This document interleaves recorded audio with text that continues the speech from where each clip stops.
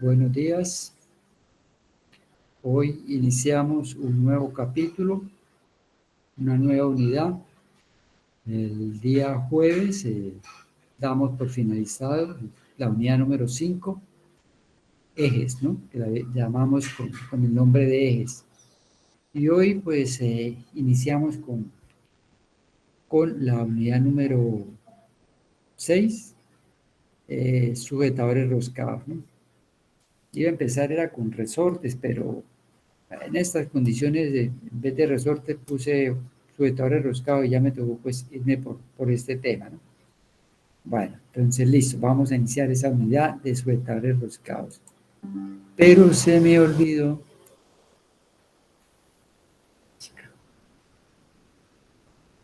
Se me olvidó pues acabar la presentación de esa nueva unidad.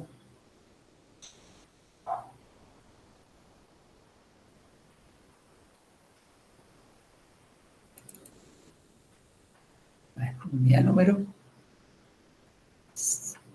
en este caso aquí pues será la unidad número 5, ¿no?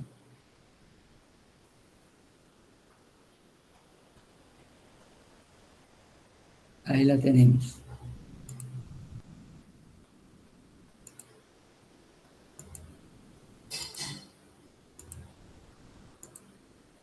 Bueno, entonces, ¿qué vamos a ver?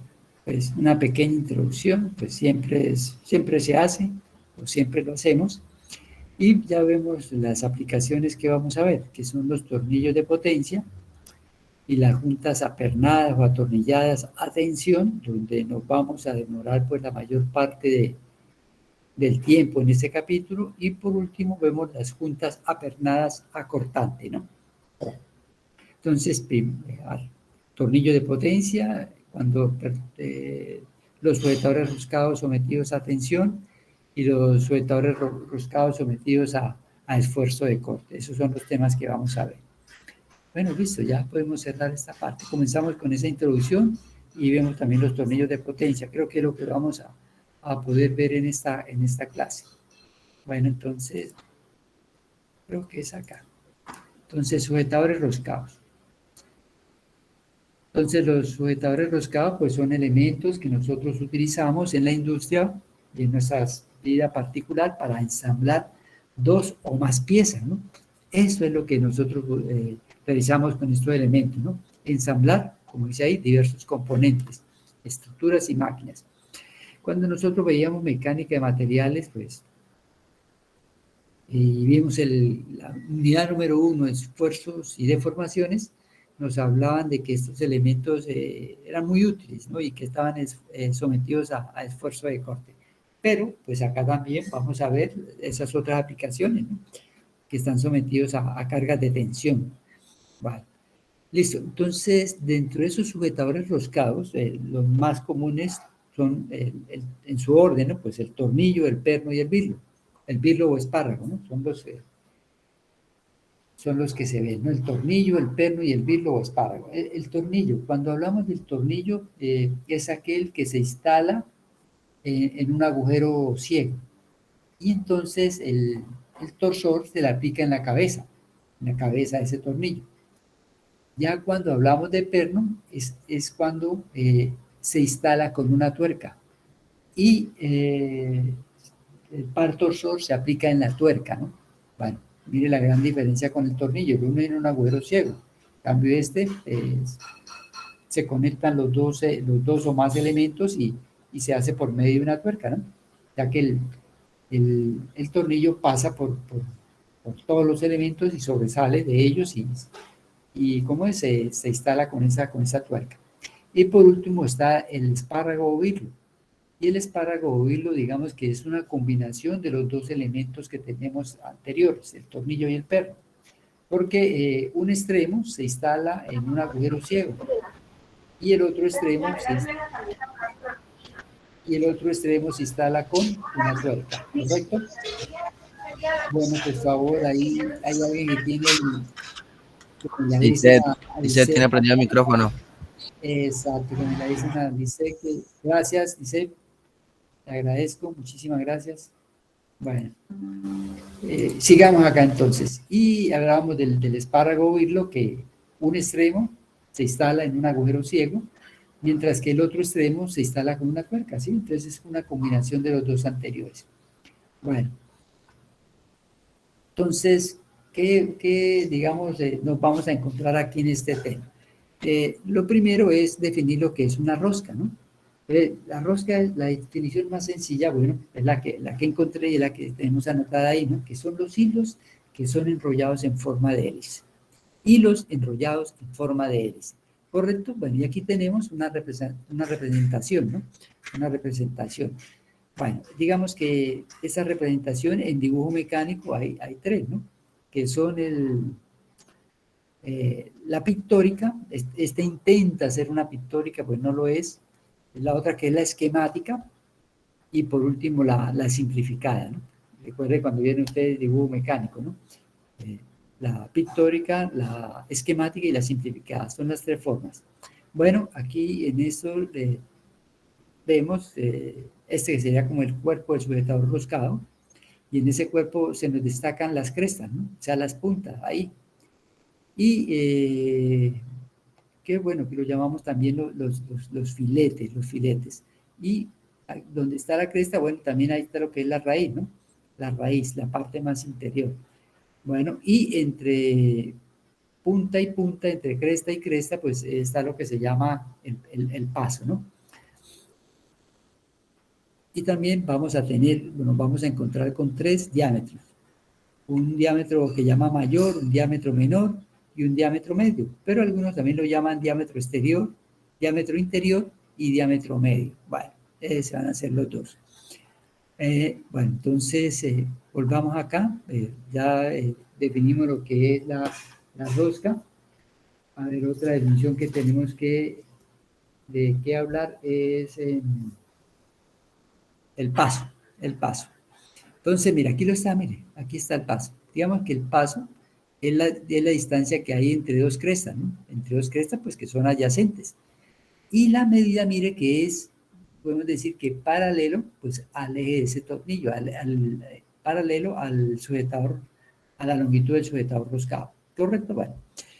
A ver, con respecto al paso, hay algo, que en el sistema inglés el paso se da en función del número de hilos por pulgada, ¿no? Entonces decimos que el paso es igual a 1 sobre n, donde n es el número de hilos por pulgadas. Bueno, otra definición pues será el avance. Bueno, hasta nos apuntaron los diámetros. A ver, no sé si esté acá, bueno, no está, me faltaron los diámetros.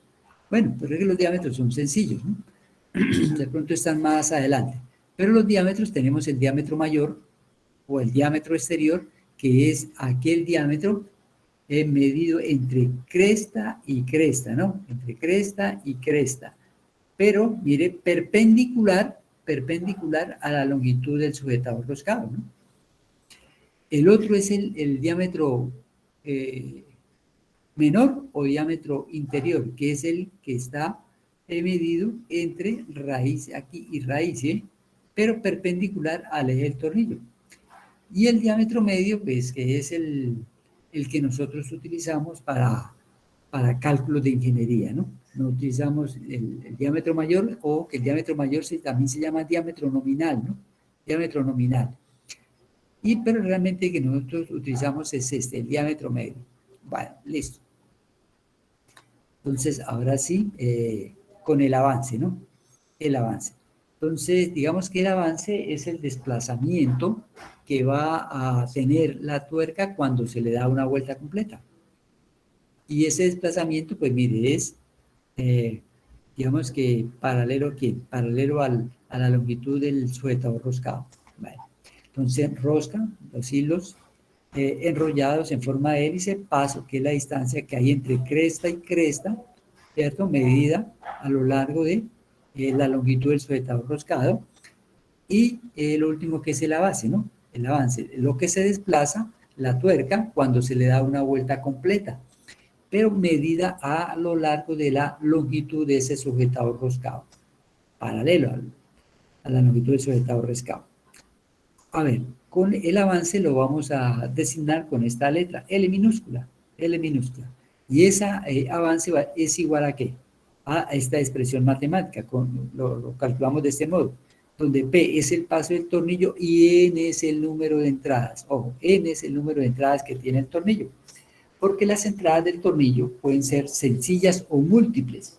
Sencilla, que es lo más común, lo más normal que nosotros encontramos, ¿no? Lo más utilizado en la industria, que es aquel que tiene una sola entrada. Entonces, aquí sería N sería igual a 1 para la sencilla. Entonces, L es igual al paso. Y múltiple es cuando tiene dos o más entradas, ¿sí? Dos o más entradas.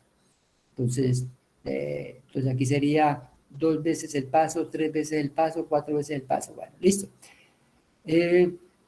Pues al tener más entradas, pues es más rápido el avance, ¿cierto? Es más rápido.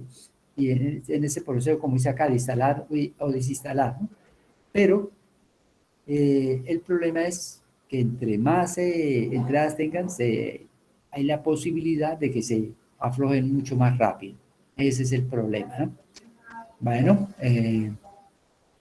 entonces por aquí tengo un dibujo.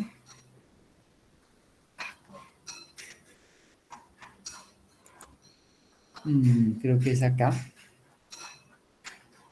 Aquí, ¿sí? Con respecto a las entradas, ¿sí? Entonces nos están representando una entrada, de 2 entradas o de 3 entradas. ¿Qué nos dicen los textos, sí? Bueno, esta sí es la representación pictórica, ¿sí? Mira, esta sí es la representación pictórica. Nos dicen que los autores que simplemente un tornillo este de 2 entradas es como si usted tomara un lápiz y sobre ese lápiz enrollara pues primero pues un cordón y después enrollara otro cordón, ¿sí?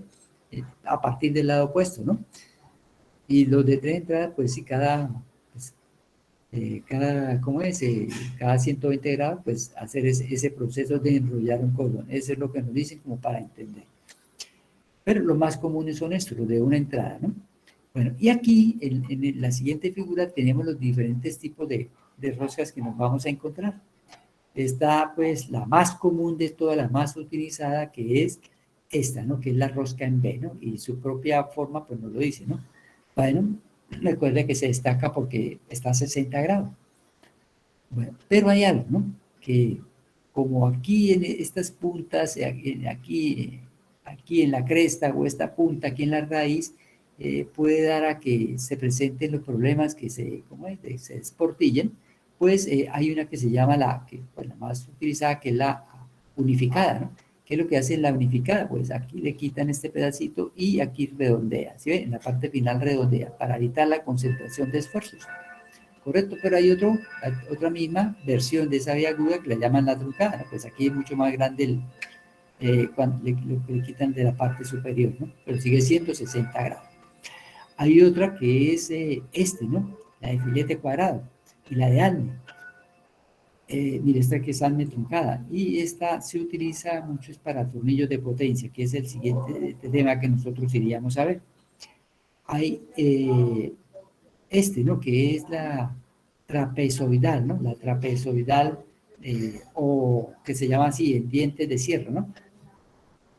Que, por ejemplo, utilizada en cañones, ¿no? Para evitar ese bendito retroceso, entonces se utiliza mucho. Y esta redonda, que ese sí lo vemos en nuestras casas. Esta redonda nos sirve, por ejemplo, para instalar nuestros bombillos, ¿no?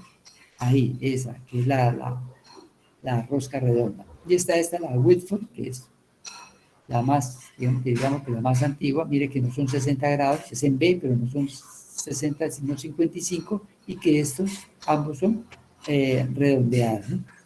Bueno, si no me equivoco, este era el señor que comenzó el proceso de normalización de las roscas, si no me equivoco. Bueno, listo, esos son los tipos de roscas, ¿no? Pues las más utilizadas son esta, que es la rosca en B, y esta que es la rosca cuadrada, ¿no? Y la alma. Bueno, volvamos acá. Era donde estábamos. Entonces, ¿cómo se designan estos sujetadores roscados? Bueno, Recuerde que la asignación se hace según el sistema inglés y también el sistema métrico. Pero generalmente los dos sistemas, lo básico, lo importante es primero el diámetro nominal y los hilos y el paso y la serie. Bueno, digamos que la serie está incluida en el paso para el sistema internacional, ¿no? Pero el sistema inglés es esto, el diámetro nominal, los hilos por pulgada y la serie. Digamos que es lo básico para este sistema inglés. Entonces, primero, el diámetro nominal.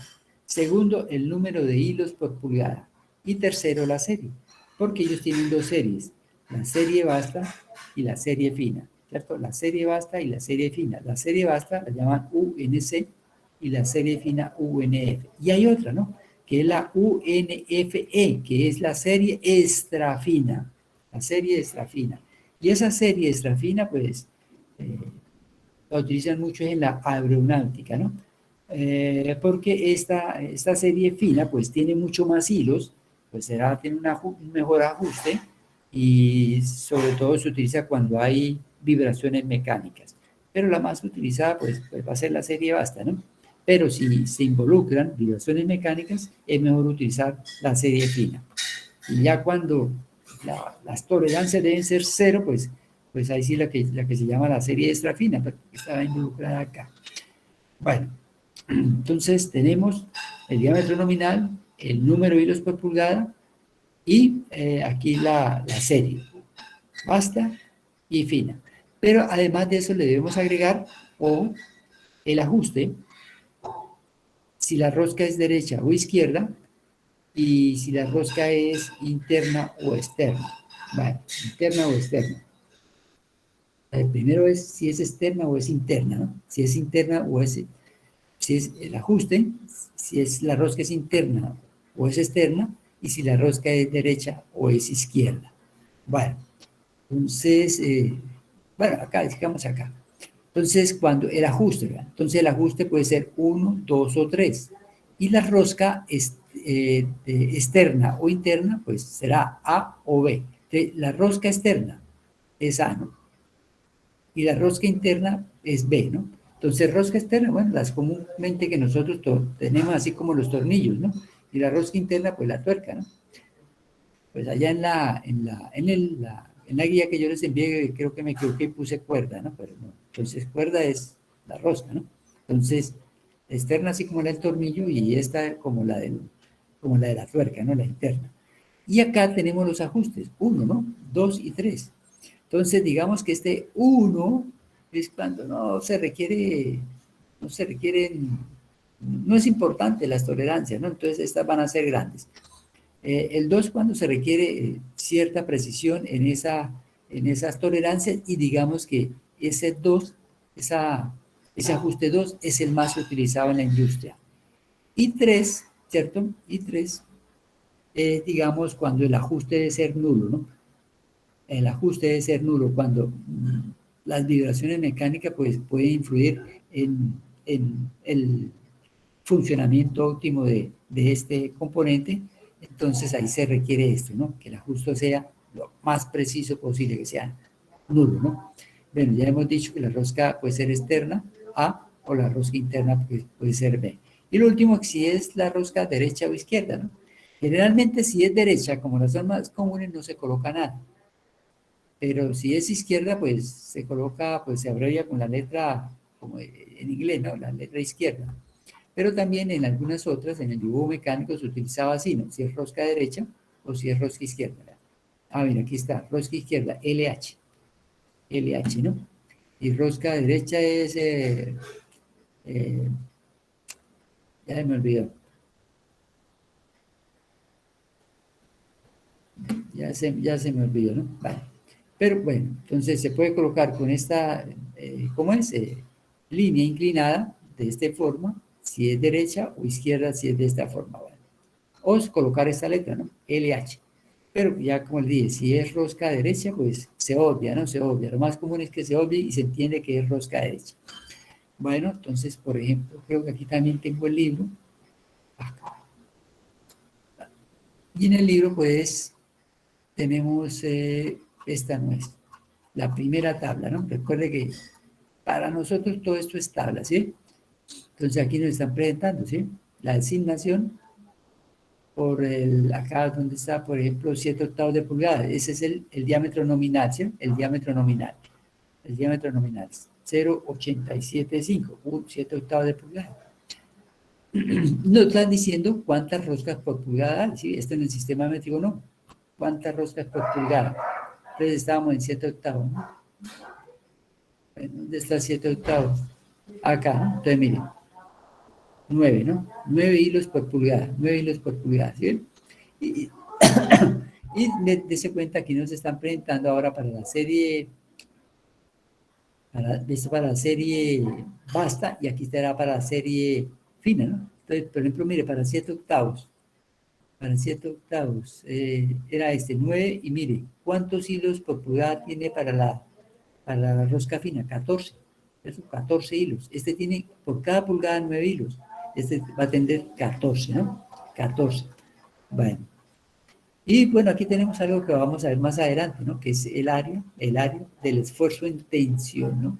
El área del esfuerzo en tensión. Entonces ya no la dan, no tenemos que calcularla, ¿no? No tenemos que calcularla, ¿sí? Tanto para la serie fina como para la serie gruesa. Volvamos acá.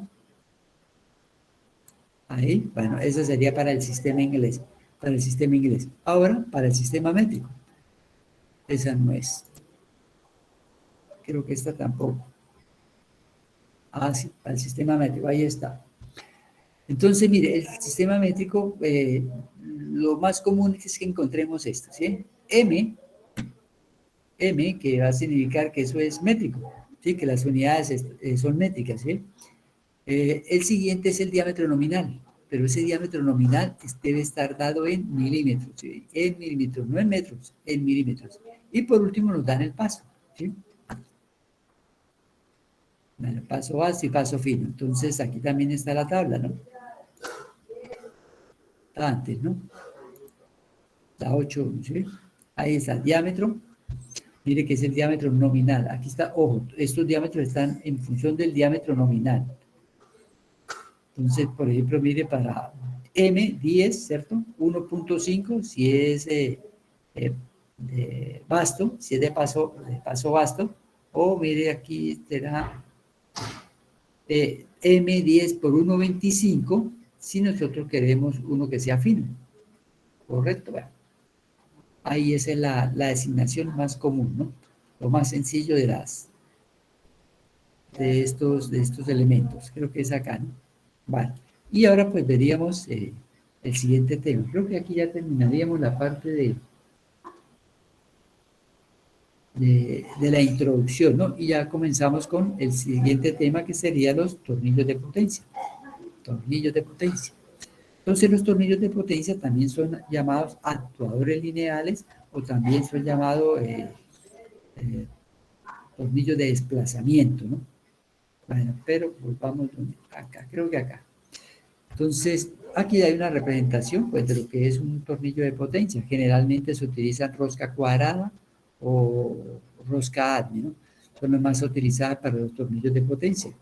Y si nosotros recordamos, bueno, si ustedes estuvieron, yo creo que sí, en la universidad, antes de que enfrentara este problema, y estuvieron en el laboratorio de resistencia de materiales, ahí hay una máquina que se llama máquina para ensayos de tensión y compresión, que es la que nos permite, pues, hacer esos diagramas y determinar propiedades mecánicas de los materiales como la resistencia. Entonces, ahí teníamos que esa máquina tiene ahí a sus lados 2 tornillos de potencia, y las roscas son de este tipo, cuadradas. Entonces, esos tornillos de potencia, digamos que utilizan el desplazamiento, ¿cierto? Del elemento, y ese desplazamiento nos va a servir, pues, para ciertas aplicaciones, ¿no? Y en esas aplicaciones las tenemos acá. Uno, que es para levantar las cargas, ¿cierto? Para levantar las cargas. Digamos que aquí, para levantar cargas como los gatos, que digamos, si no me equivoco, su nombre debe ser actuador lineal, ¿no? Actuador lineal, para levantar cargas. Actuadores. Otra función es para ejercer fuerzas, como las que hablábamos anteriormente, la máquina universal para ensayos de tensión y compresión, o también el ejemplo que tenemos ahí que son los compactadores de basura. Y por último tenemos los mecanismos de precisión, ¿no? Para levantar cargas, para ejercer fuerzas y también como mecanismo de precisión. Y el mecanismo de precisión, y recuerden, el micrómetro. Pues, desafortunadamente ustedes pues creo que no tuvieron tiempo de visitar, ¿no? De visitar el laboratorio de máquinas herramientas donde pues, están todos estos tipos de elementos, ¿no? El micrómetro. Bueno, aquí, ¿qué es lo que nosotros vamos a necesitar en los tornillos de potencia o a analizar? Pues son tres cuestiones. Uno, que es la fuerza, ¿no? La fuerza que nosotros necesitamos para levantar cargas. Bueno, mire, cuando ustedes ahí cerca de la universidad, pues hay, ¿cómo es? Lavaderos de carros, ¿sí? Ahí en la avenida Gran Colombia, junto al banco, ahí donde se confluyen la avenida Guaymaral con la avenida Gran Colombia, ustedes ven que hay un lavadero de carros y ahí utilizan pues uno de estos elementos, ¿sí? Para levantar el carro, ¿cierto? Mantenerlo mientras se hacen, bueno, esos procesos. Entonces ahí lo que vamos a necesitar es cuál es la fuerza que necesita para levantar esa carga, en este caso el carro, ¿no? El carro. Y también el momento torsor que se nos va a producir para pues, levantar esa carga. Y por último vamos a ver es la eficiencia, ¿no? La eficiencia de ese tornillo. Bueno, aquí está es un resumen, ¿no? Un resumen de la carga, del momento torsor, de las expresiones algebraicas que nosotros necesitamos y de la eficiencia.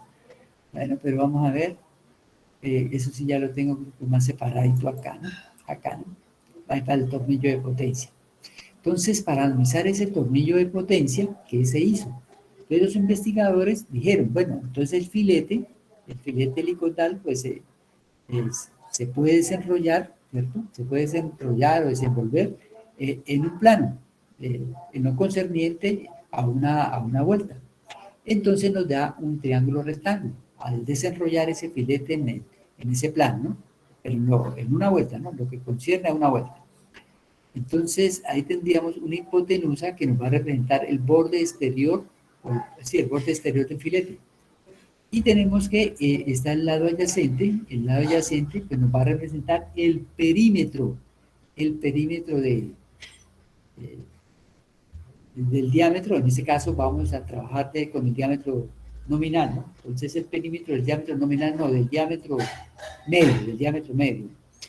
Y entonces ese perímetro es, recuerde que es pi por d, ¿no? Pi por diámetro.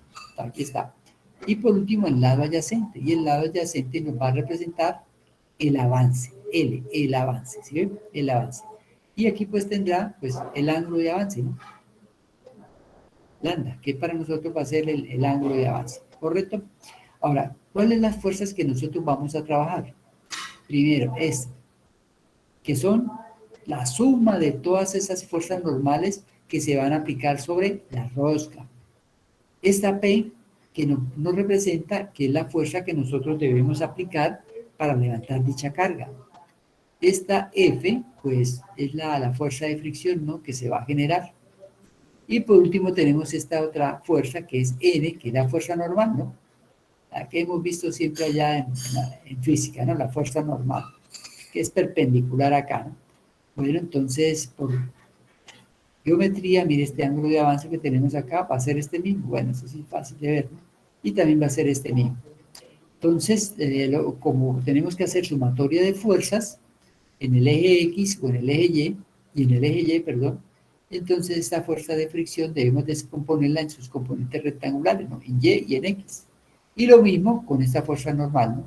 Descomponerla en las componentes rectangulares, en los ejes X y en los ejes Y, ¿correcto? Eso lo tenemos que hacer.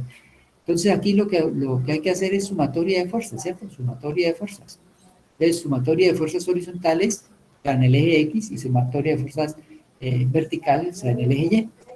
Entonces, a ver, aquí tendríamos, por ejemplo, donde esta P, estamos diciendo que si van en este sentido son positivas, ¿no? La fuerza P. Pero a esa tendríamos que quitarle esta, ¿cierto? Miren, esta, que va a ser la fuerza de rozamiento, ¿verdad?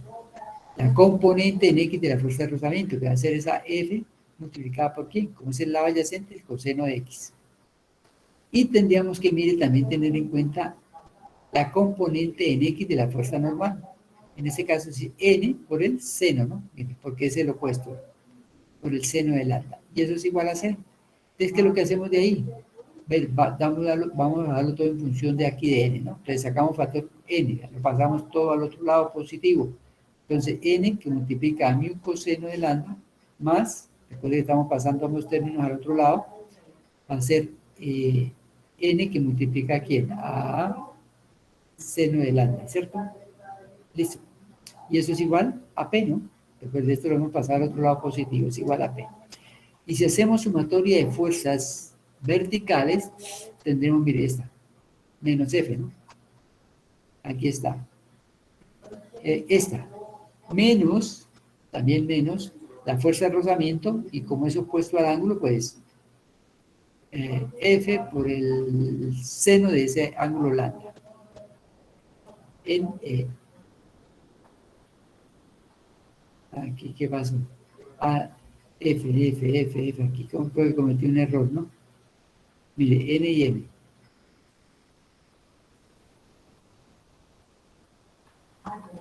Bueno, F creo que cometí aquí un error. Bueno, F coseno de lambda, ¿cierto? Y aquí pues estaría la otra que es esta, ¿no? Mire que esa sí es positiva, entonces esa sí es esta que es N por el seno, por el coseno del ángulo. N por el coseno del ángulo, bueno. Hay una parte que...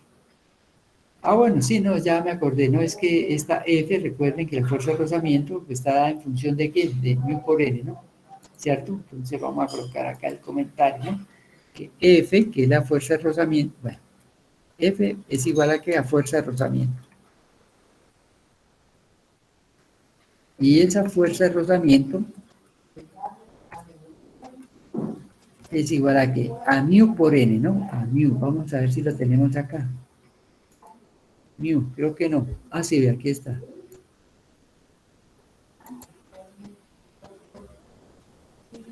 ¿Dónde voy? Acá, ¿no? A mu por N, ¿no? N. Bueno, listo. Bueno, entonces, ahí tenemos. Entonces, aquí, pues, hemos dicho que esta es F, o sea, mu por N, por el, mire, si estamos en las fuerzas verticales, por el coseno, ¿no? Es esta, ¿no? A ver, aquí está fuerza de rozamiento, ahí decía. Y acá cuando hacemos la sumatoria de las fuerzas verticales, pues va a ser esta menos F, esta menos mu por F, menos mu por F por el seno, ¿no? Mu por N por el seno del ángulo, y esta que es, si es por positiva, y va a ser N por el coseno de ese ángulo. Vale, listo. ¿Qué hacemos ahí? Pues esta F la pasamos al otro lado positiva, y aquí sacamos factor común de N, ¿no? La fuerza normal, coseno lambda y N seno lambda. ¿Qué hacemos ahora? Pues mire, vamos a igualar ambas ecuaciones que tenemos acá por N, ¿cierto? Aquí, por N, ¿verdad? Entonces, esta F pasa que positiva, ¿cierto? Y este N coseno lambda menos, perdón, N es factor común, ¿no? Entonces, por ahí estamos igualando. F que pasa al otro lado y aquí será coseno lambda menos mu seno lambda.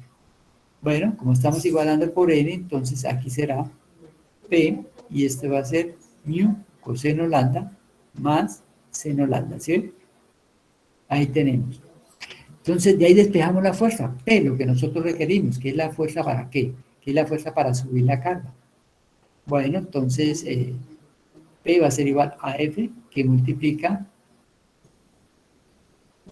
a, bueno, esta mu coseno lambda más seno alfa pasa a multiplicar, y en el denominador tenemos coseno lambda menos mu seno de lambda.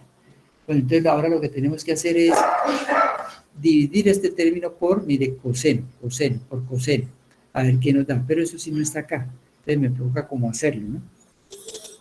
Entonces voy a llevarme la expresión para no perderla. A ver, vamos a ver que este paso, sí, pues no está ahí, y mejor prefiero llevarlo para que se entienda.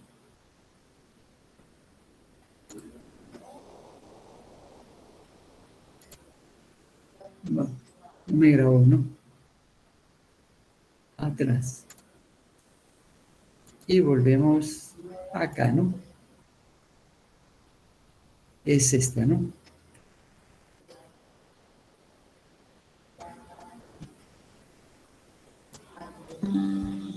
Bueno, ahora sí. Entonces tenemos eso. Entonces, ¿qué vamos a hacer ahora? ¿Sí? Todo este término lo vamos a ir por coseno lambda. ¿Qué nos va a dar? Nos daría que esa fuerza P, es lo más grande, la letra, aquí, que la veamos. Bueno, listo. Esa P, pues va a ser igual a ¿qué? A ver, va a ser a F, que multiplica, a ver, aquí me tocó así. Creo que esta mejor, entonces la tengo que subir, ¿no? Ah, no, es acá.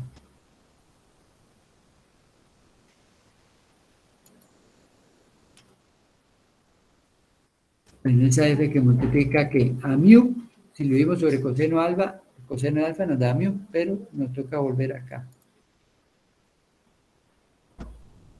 Y decir, obviar, ¿no? Y venirnos acá al pi y decir pegar. ¿No? Después le colocamos letra más grande. Entonces, uy, me salí. Ah, Dios, por esto. Bueno, mu multiplicado por qué? Más, eh, a ver, seno sobre coseno, ¿qué nos da? Tangente, ¿no? Nos da tangente, ¿no? Tangente de ese, ahora de este otro señor acá, de este otro señor, ¿dónde está acá? Aquí, digamos que es este.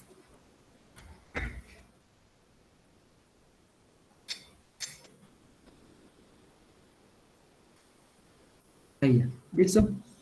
Y ahora en el denominador, ¿qué vamos a tener? En el coseno de alfa sobre coseno de alfa, ¿qué nos da? 1, ¿no? 1. Y menos ese mu sobre seno de alfa sobre seno de alfa nos da menos ese mu. Otra vez nos toca volver por acá.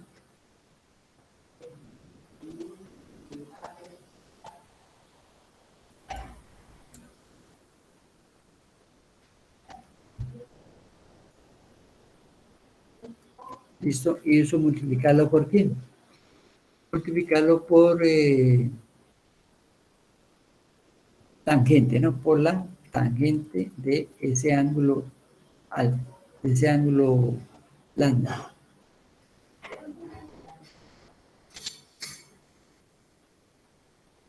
Ahora me perdió.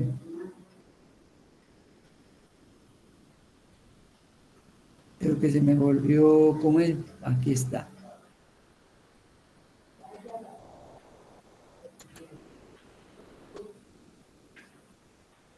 ¿Dónde es? Acá.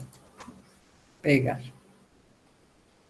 Bueno, me toca mirar, ¿no? Entonces, mu sobre coseno, coseno nos da 1 más seno sobre coseno nos da 1, ¿no? Ah, perdón, seno sobre coseno nos da tangente. Coseno sobre coseno nos da 1 menos mu, seno sobre coseno nos da tangente. Pero nosotros ya vemos algo. Acá, vean. No, aquí no. Aquí tampoco y es acá. Aquí cuando planteamos, ¿cierto? Mire que la tangente de este ángulo de lambda, la tangente del avance, es igual a L sobre pi de m.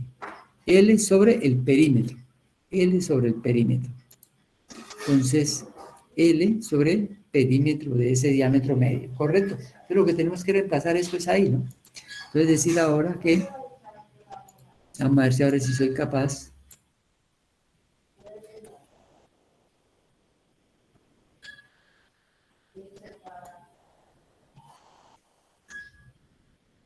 Bueno, que esta fuerza P va a ser igual a, ¿cierto? F que multiplica A.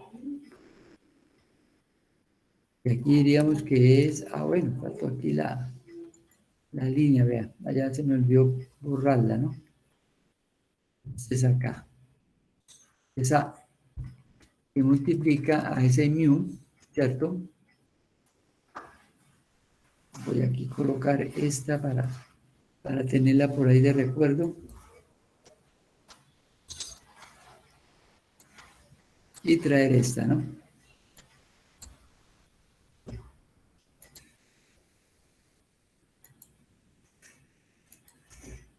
Bueno.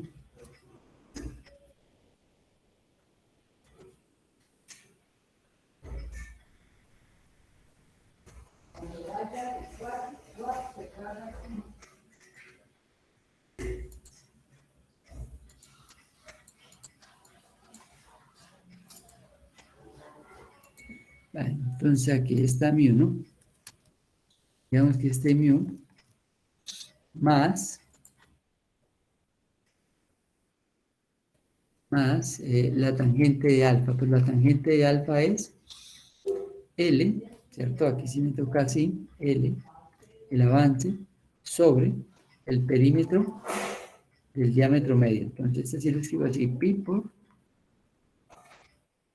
ese diámetro medio. Correcto, así. Cerremos. ¿Listo? Y aquí en el denominador va a ser 1 menos ese mu. Vamos a ver si lo tenemos acá, ¿sí?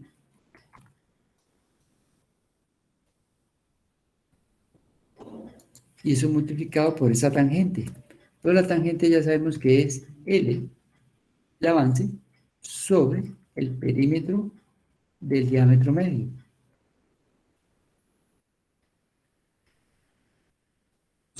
Lo tenemos. Entonces aquí podemos quitar esto, ¿no? Ahí.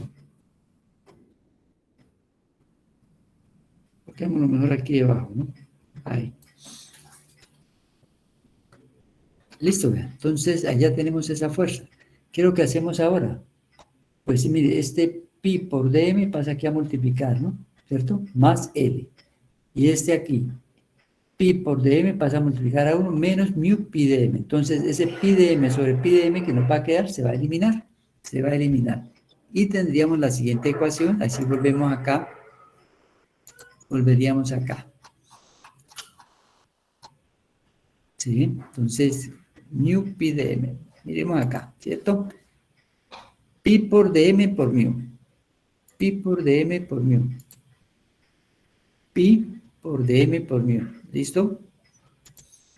Más, ¿cierto? El avance. Recuerde que esto lo estamos multiplicando acá por pi por dm por mu y que nos queda más L, ¿no? Más L.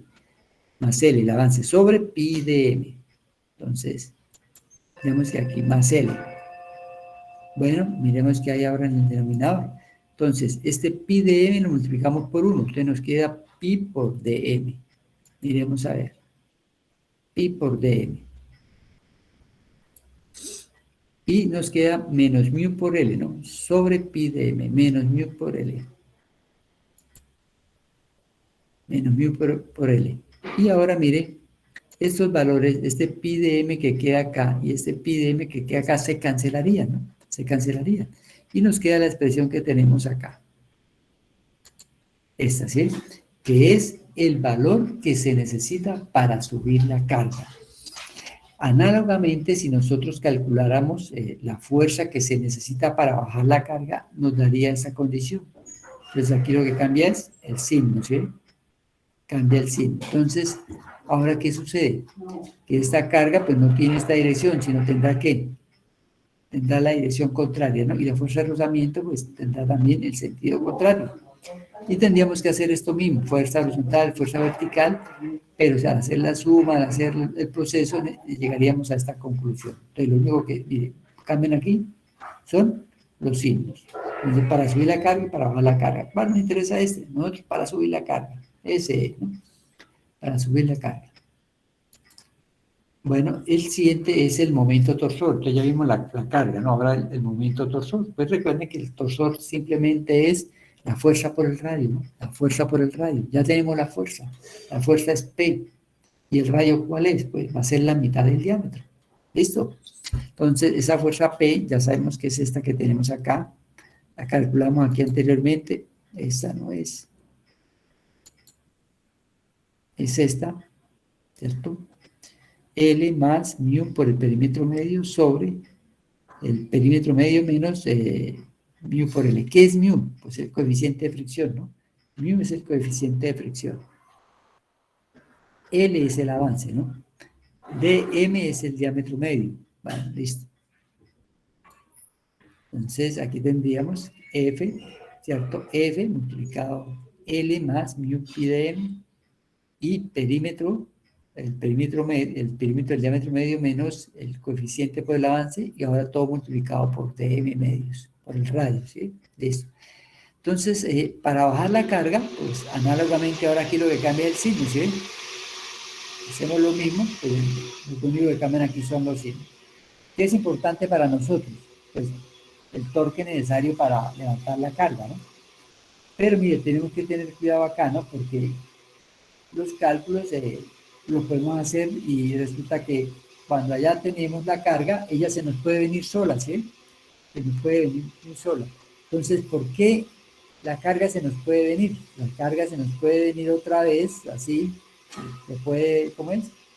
Volver otra vez a su inicio, a su posición inicial, debido a dos condiciones. Uno, que la fricción sea muy baja, la fricción sea muy baja. Y dos, que el avance sea muy grande, ¿sí? Entonces, son las dos condiciones para que esa carga baje, ¿sí? Que la fricción sea muy baja y que el avance sea muy grande. Y este torque nos dará aquí negativo. Negativo. Ahora, si aquí el torque nos da positivo, significa que es el propio que necesitamos nosotros para subir la carga. Entonces, esa condición que necesitamos nosotros se llama autobloqueante, ¿no? O autoasegurante, ¿no? Entonces, aquí al hacer la operación, este torque nos debe dar positivo. Entonces, positivo significa que va a ser autoasegurante, que va a ser autobloqueante, ¿no? Que es lo que nosotros verdaderamente queremos. Y cuando tenemos esa condición de que el momento torsor sea autoasegurante, mire, cuando sea esta condición, que el coeficiente de fricción sea mayor que la tangente del ángulo, o que el coeficiente de fricción sea mayor que la tangente del ángulo. ¿Listo?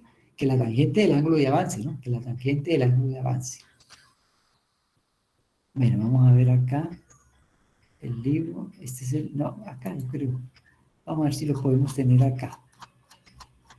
Recuerden que esta que es la guía, ya la tienen en el sistema Classroom. Entonces, mire, esta es la representación, ¿no?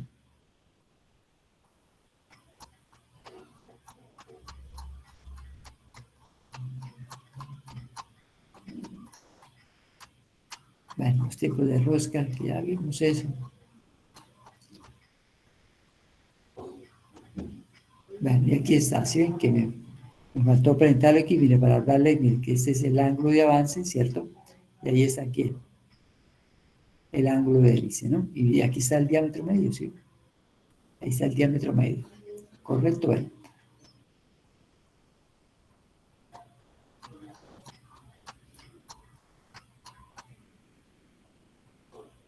Y aquí están los dos esquemas, mire, para levantar la carga, ¿cierto? Esta es la fuerza de fricción, que es mu por n, ¿no? Aquí está F, me representa el coeficiente de fricción, ¿no? Y aquí, mire, para bajar la carga. Entonces, cambian los sentidos, ¿no? Cambian los sentidos.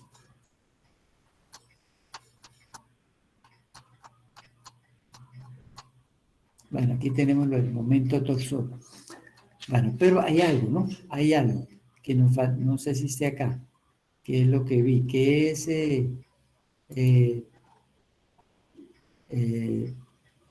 cuando este es para rosca cuadrada. Lo que pasa es que esto que tenemos acá es para rosca cuadrada y no para rosca ANME. Y la rosca ANME tiene una inclinación. Y esa inclinación, pues, no la hemos tenido en cuenta aquí en esta expresión, ¿no? Bueno, creo que eso está más adelante. Sí, ahí está más adelante. Entonces, hablemos primero de la eficiencia del tornillo, ¿no? Entonces, para calcular la eficiencia del tornillo, lo único que hacemos es relacionar, tomar la relación o el cociente, como queramos llamarlo, o la razón, como queramos llamarlo, entre el torque necesario, ¿cierto?, para levantar esa carga, pero sin tener en cuenta la fricción, y el torque necesario para subir esa carga teniendo en cuenta la fricción, ¿sí? Entonces, el torque, mira, aquí está para el torque que es necesario para cuando es levantar la carga. Ahí está, correcto, ese es. Y necesitamos ahora este, ¿no? Que lo vamos a llamar T sub 0. Y el T sub 0 es el torque necesario para levantar esa carga, pero cuando el coeficiente no lo tenemos en cuenta, ¿no? Lo hacemos cero, como si no existiera, ¿sí? Entonces, miren, no eran la misma, aquí arriba, el torque. Entonces, mira, hagamos ese coeficiente 0, 0. Y hagamos este coeficiente 0, ¿sí? Este 0 y este 0. Nos queda L sobre pi de m. L sobre pi de m, ¿cierto? Multiplicado por estos valores. Entonces nos queda F por L, ¿cierto? F por L. F por L sobre 2 veces, ¿no? Sobre 2 veces y aquí por ese bendito diámetro. Aquí lo tenemos. F por D medio sobre 2 por L sobre pi de M. Entonces, sí, porque aquí tenemos que, mire, ¿cómo es? Aquí F por dm sobre 2. Y aquí será, este es 0, ¿no? Y este es 0. Entonces nos queda L sobre pi por dm. Pero L sobre pi de m es la tangente de ese ángulo. Es la tangente, ¿no? L sobre pi de m es lo que nos queda. Entonces, nos queda F por L, ¿cierto? Sobre 2pi, porque estos diámetros con estos diámetros se cancelan. Entonces, ¿cómo calculamos la eficiencia? Pues simplemente es, mire, T sub 0 sobre T. ¿Dónde está? Aquí no está, ¿no? Entonces, vamos a ver aquí, ¿no? La eficiencia, ¿no? E va a ser la eficiencia.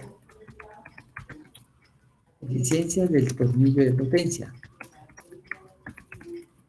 Ahora, ¿cómo lo calculamos acá? Decimos que esa E va a ser igual a que es el torque necesario para subir la carga sin tener en cuenta el coeficiente de fricción sobre T, ¿no? ¿Qué es T? El valor del torque necesario para subir la carga, pero que ahí sí vamos a tener en cuenta la fricción. Entonces, mire, T sub 0, ¿cierto? T sub 0 sobre T. ¿Y qué es T sub 0? FL sobre 2pi. Y T, que es el otro valor, ¿sí? T sub 0, que es FL sobre 2pi sobre T. El torque necesario para subir la carga, ¿no?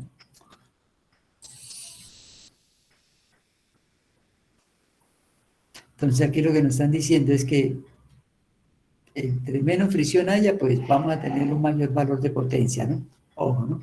Entre menor fricción haya, pues vamos a tener un mayor valor de potencia. Bueno, y esto que les había dicho, ¿no?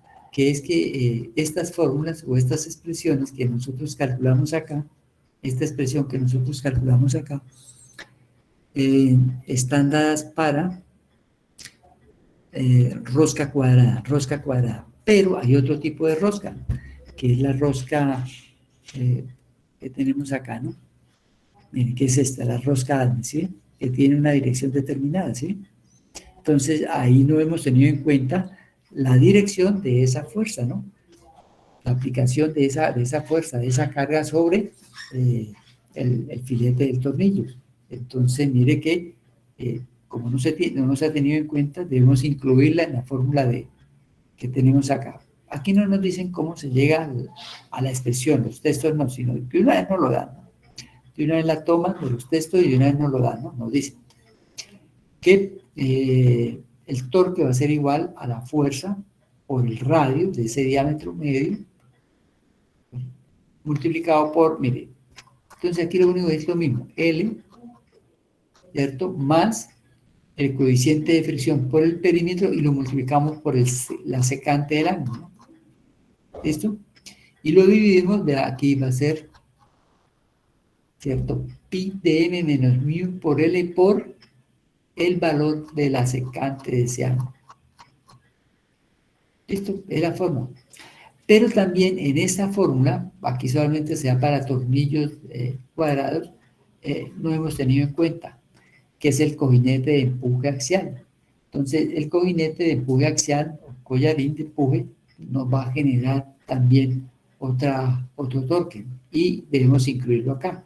Así que el torque total va a ser este que tenemos acá, más el de ese cojinete de empuje, ¿no? Y ese cojinete de empuje, pues es lo mismo, ¿no? Mira, fuerza, ¿cierto? La fuerza aquí por D sub C, que es que el D sub C sobre 2, pues va a ser el radio de ese cojinete. ¿Y multiplicado por quién? Por el coeficiente de fricción. Multiplicado por ese coeficiente de fricción. ¿Listo? Entonces solamente lo que le agregamos es eso. Y esta que sería como la verdadera expresión que nosotros necesitamos. Bueno. Esto ya lo vimos, ¿no? Entonces, esto también. Vale, listo. Ese sería con respecto a los tornillos de potencia, ¿no? Tornillos de potencia, ¿cierto? Que los tornillos son aquellos que nos sirven para levantar cargas, para ejercer fuerzas y como mecanismos de presión. Y donde lo importante para nosotros es saber cómo determinar cuál es la fuerza que se necesita para levantar esa carga, el momento de torsión para ello y la eficiencia que se da. Bueno, eso es lo único que necesitamos en estos señores. Y hay otros elementos que nos van a llevar la mayor parte del tiempo en esta unidad, que es cuando están ahí en tensión, ¿no? Vamos a ver elementos, sujetadores roscados que están sometidos a tensión, ¿no? Bueno, que pueden ser apernados, que pueden ser atornillados. Bueno, y aquí está como digamos que la representación, ¿sí? Estamos sacando una parte. Estamos teniendo aquí un elemento, ¿cierto? Mira, aquí tenemos un elemento, aquí el otro elemento, y aquí los dos elementos los estamos acoplando. Bueno, aquí aparece un solo perno, ¿no? Pero recuerden que esto es un corte a 180 grados, así que eso puede ser circular, así que puede representar, tener varios, ¿no? Bueno, aquí estoy representando lo siguiente, para explicar. Mire que este primer elemento de este segundo elemento lo estamos separando acá por un empaque, ¿cierto? Más adelante vamos a ver que el nombre de ese tipo de situación. Y aquí también, vean, por otro tipo de empaque. ¿Listo? Por otro tipo de empaque. Y aquí, mire, es donde nosotros, por ejemplo, tenemos un fluido, y ese fluido nos va a ejercer una presión, ¿sí? Entonces, la presión va a ejercer una fuerza. Y esa fuerza, mire, lo que va a tratar es de separar a este primer elemento de este segundo elemento, ¿sí? ¿Y qué acción va a ejercer sobre el perno? En este caso, el perno. Pero que va a tratar es de sacarlo, ¿no? De alargarlo. Y si está sucediendo eso, pues vamos, lo que decimos es que está sometido a tensión.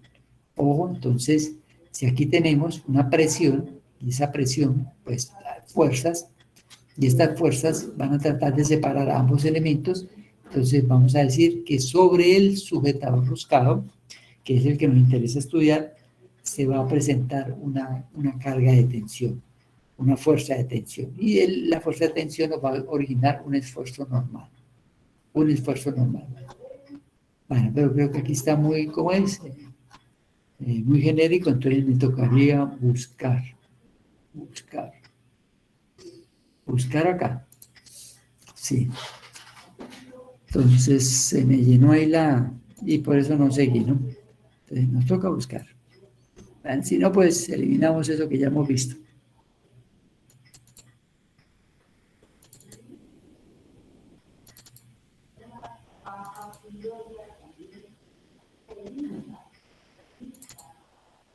Bueno, entonces ya vimos esto. Esto de pronto lo vamos a necesitar, esto no. A partir de acá. Pero creo que yo mejor elimino esto para que no me llene tanto ahí de...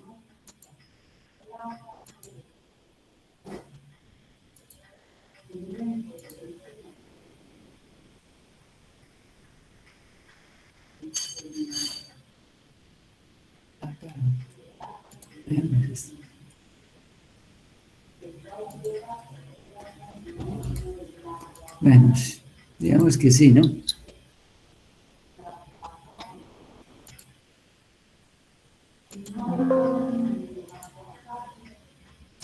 Si no, no nos permite cerrarlo. Otro. Profesor, Sí, señor. ese coeficiente de fricción, yo recuerdo que una forma digamos, de medirlo experimentalmente es precisamente colocar una pieza de prueba sobre un plano inclinado, ¿no? Y ir variando el ángulo hasta que comienza a deslizar. Entonces ahí no, o sea, ese coeficiente pues no podría llegar a ser mayor que el ángulo, ¿no? Ahí viene ese coeficiente. Bueno, quiero que nos dice, y recuerde que esta es la tangente, ¿no? La tangente de ese ángulo de avance. Ojo, la tangente de ese ángulo de avance. Este mu, que es el coeficiente de fricción, vean, aquí nos dice, para que sea autobloqueante, ¿sí? Tiene que ser mayor que que la tangente del ángulo de avance. Ojo, ¿no? Pero ese ángulo de avance es que el avance sobre el perímetro de ese señor, el perímetro de ese diámetro medio. Esa es la condición. Y aquí está, ¿no? Aquí está. Mire, aquí está de la otra forma. L. De que esto pasa aquí a dividir. Aquí me quedó todo esto. ¿Esto qué es? No, eso también. Esto, yo creo que esto lo podemos eliminar, ¿no? Eso ya para qué. Entonces, ese es el tema que vamos a ver ahora. Puntas, apernadas o atornilladas a tensión. Eso es. Pero no sé acá. Bueno, vamos a ver si... creo que es acá.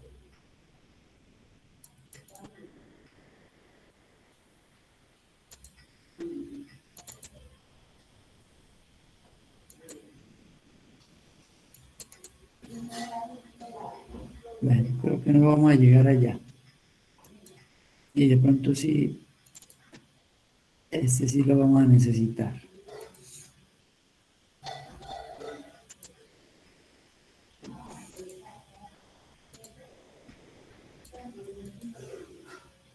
Bueno, comencemos así de una. Puntas atornilladas o apernadas, porque también puede ser, ¿no? Ojo acá, aquí cuando son atornilladas son un poquito más complicadas para nosotros, más complejas, ¿no? Entonces, mira, aquí lo que estamos pues es ensamblando pues varias piezas, ¿no? Varias piezas. Y digamos que lo podemos someter a los diversos tipos de cargas que nosotros conocemos, ¿no? Axial, flexión, o una cortante o una combinación de las cargas anteriormente, pero aquí solamente lo vamos a ver cuando son sometidas a carga axial, Bueno, dentro de esta gráfica, pues esto me representa lo que estoy señalando, las piezas a ensamblar. Aquí tenemos dos, ¿no? Pero puede ser más. Aquí este pues es el sujetador roscado, ¿cierto? Y aquí la tuerca. Y eso nos va a reventar las arandelas, esto que estamos señalando, la arandela, ¿no? Que se recomienda, ¿no? Generalmente acá, ¿no? Bajo la tuerca, ¿no? Bueno, entonces hay unos conceptos que debemos ver que son estos: carga límite y resistencia límite. Porque mire, en el capítulo 3, cuando vimos carga variable, pues les dije que para los materiales dúctiles, los diseñadores, cuando era carga estática, preferían trabajar con la resistencia de fluencia, ¿correcto? Bueno, pero cuando estamos trabajando con tornillos a tensión, perdón, sujetadores roscados a tensión, se prefiere trabajar con este carga límite. Entonces, ¿este cuál será? El límite proporcional, recuerden, hasta donde hay que, hasta donde el elemento puede recuperar otra vez su condición inicial, ¿no? O hasta donde hay proporcionalidad entre la carga y la deformación, o entre el esfuerzo y la deformación unitaria, ¿no? Entonces, en este tipo de elementos se prefiere ¿no? La resistencia límite. Entonces, allá es la resistencia de fluencia no, sino la resistencia límite. Pero mire, comencemos definiendo lo que es la carga límite, ¿no? Entonces, la carga límite, pues, es el mayor valor de la carga que nosotros le podemos aplicar a este sujetador roscado sin que se presente una deformación permanente, de tal modo que cuando quitemos la carga, él pueda volver otra vez a su condición inicial. Y la carga límite, pues, definimos la resistencia límite. Simplemente la resistencia límite es la fuerza, ¿cierto?, sobre el área, sobre el área. Entonces, es la relación que existe entre la carga límite y el área en tensión del sujetador roscado. Ojo. Entonces, ¿cómo llamamos la carga límite? La vamos a conocer con esta expresión, FP, por estas siglas, F mayúscula y la P minúscula. Y la resistencia límite, pues va a ser S, que es como definimos nosotros la resistencia, S de stretch en inglés, y P, que va a significar que es la resistencia límite, ¿correcto? En el límite proporcional. Ahora, miren, aquí hablamos algo, el área en tensión, Y entonces eso me permite, no era ese. Era este, Dios. El área en tensión. Entonces, mire, el área en tensión, aquí está, ¿sí? Aquí recuerde que este es paso grueso y paso fino, pero aquí está. El área de esfuerzo en tensión. Recuerde que nosotros tenemos un diámetro nominal o diámetro mayor o diámetro exterior. ¿Listo? Y tenemos un diámetro menor o un diámetro interior. Pero hay un diámetro que nos sirve para los cálculos de ingeniería, que es el diámetro medio. Entonces, este área de esfuerzo en tensión está calculada en función de ese diámetro medio, ¿sí? Entonces, porque si ustedes agarran aquí 3, entonces sería, vamos a ver, pi cuarto, ¿no? Pi cuarto multiplicado por 3 al cuadrado. Por 9, ¿no? Nos daría 706, ¿sí? 706. Y miren que aquí esto nos da 447, ¿sí? 447. ¿Sí ven? Entonces, no es lo mismo. Entonces, que no nos equivoquemos, ¿no? Esto lo hallamos con ¿cómo es? Con esta área que ya está. Perdón, mira, aquí me equivoqué, es esta. Perdón, es esta, 503.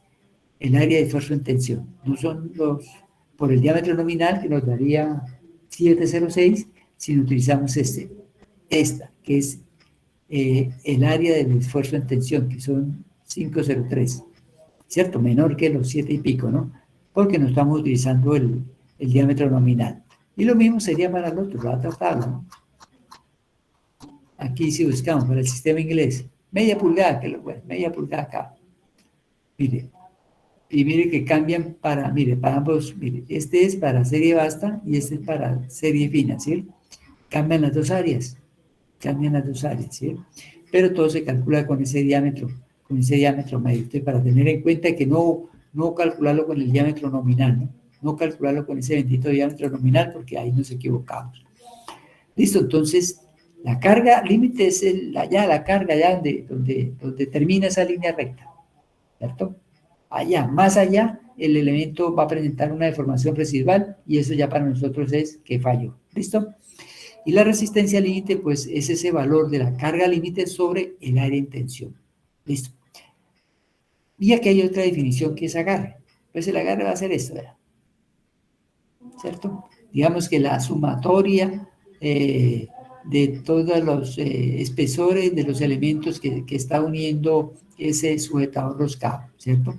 Entonces lo podemos decir, como está acá, que es el grosor de las piezas a unir.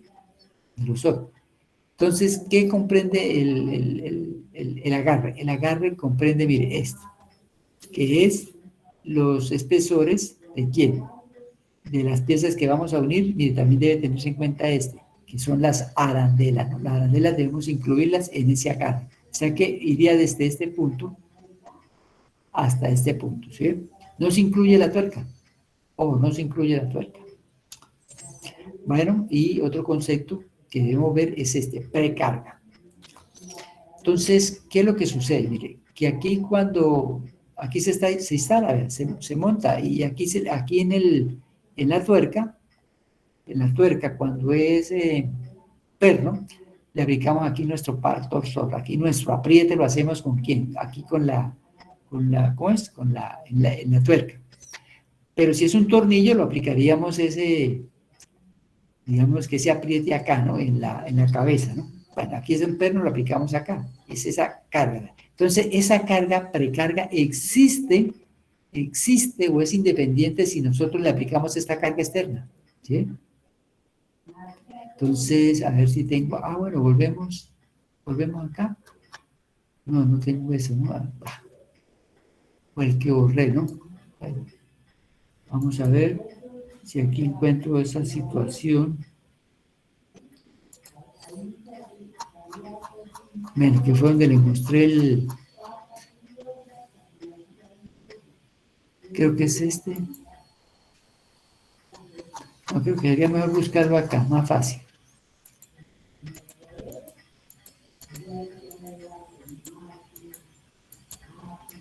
No, creo que...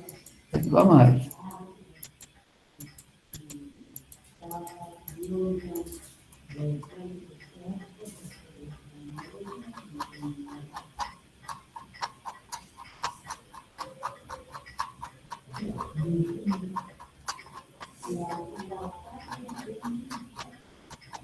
Aquí sí, aquí lo tenemos. Aquí mejor, ¿sí ven?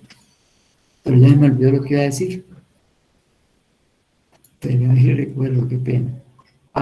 Era con respecto a la carga, ¿no? Con respecto a la carga, estamos aquí en la precarga, Ahora sí, ya lo tomé.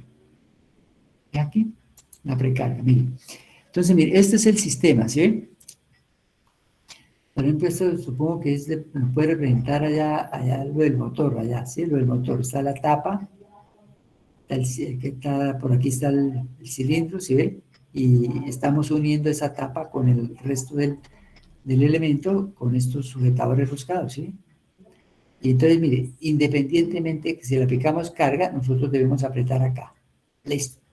Ahora nosotros le aplicamos la carga, ¿cierto? Aquí le aplicamos con la presión del fluido, le estamos aplicando una fuerza. Y la fuerza lo que me estaba tratando es de separar a este elemento.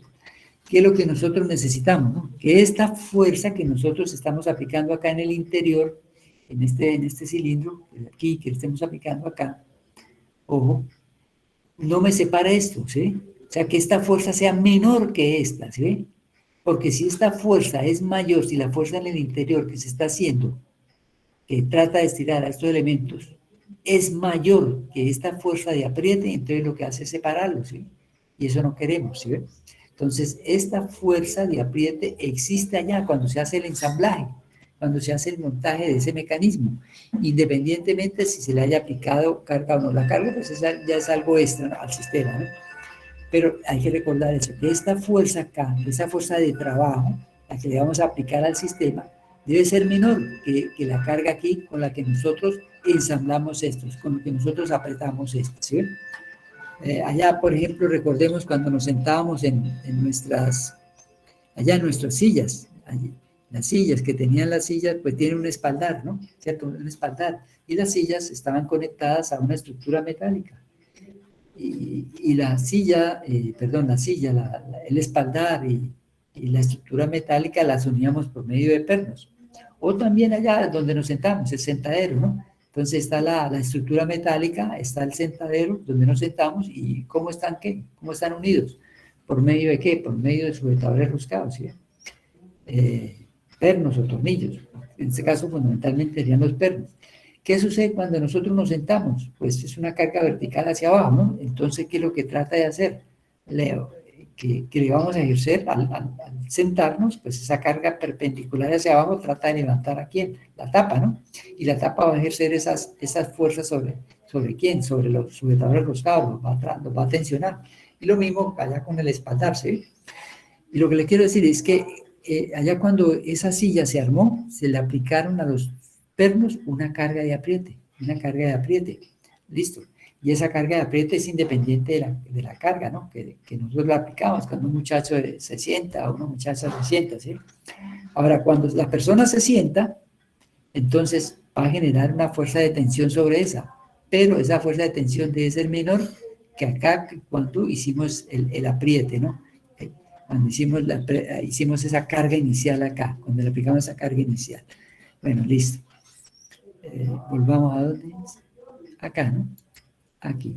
Listo, entonces esa precarga. Entonces, el fin es, la finalidad, la función es eso, que se separen las piezas. Y si no me equivoco con eso, podemos, a ver, llegar acá, que es esta última, ¿no? De una vez hablar de esa carga de apriete. De esa, que llaman así, carga inicial o precarga, ¿no? O la precarga.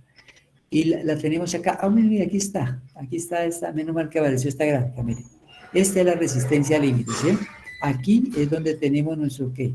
Ojo, nuestra línea recta. Ahí donde termina tenemos la resistencia límite, ¿sí?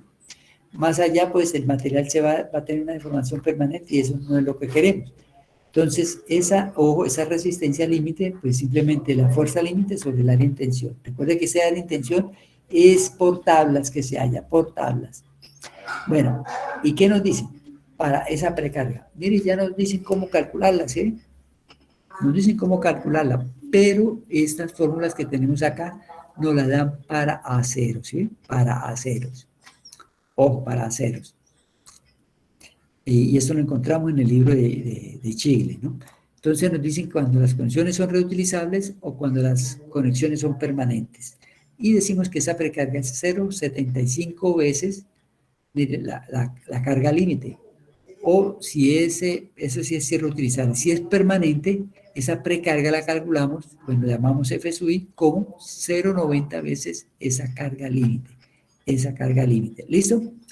Ahora, estos son para acero, pero para otro tipo de materiales, esa resistencia límite la calculamos como 85% de la resistencia de fluencia.